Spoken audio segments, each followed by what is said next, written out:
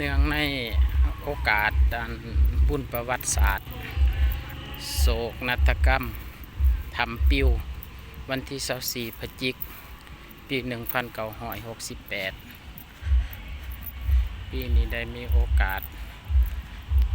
มาเบิงมาเที่ยว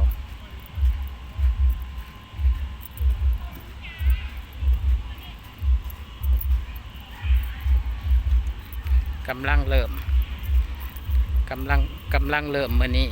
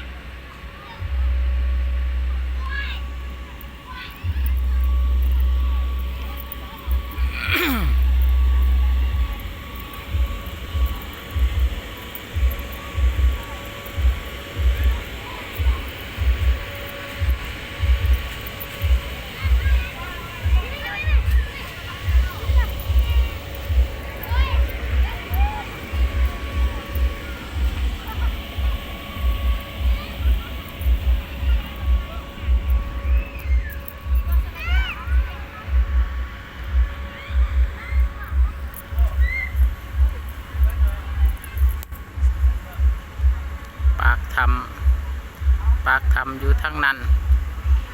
ลงมาลุมแล้วบ่เห็น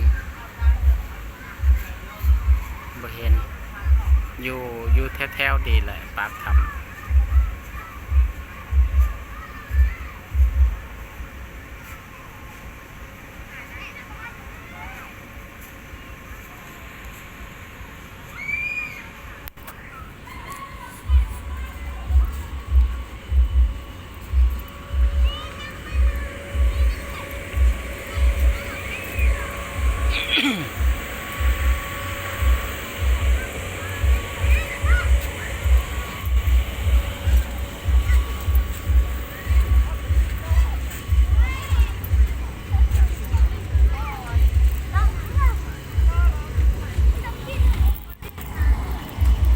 แล้วเปิดเฮ็ดบุญ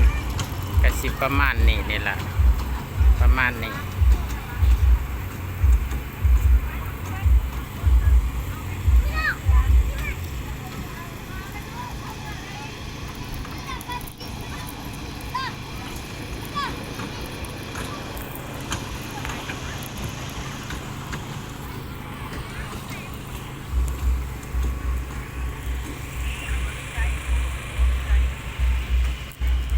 ทีมงานมานับ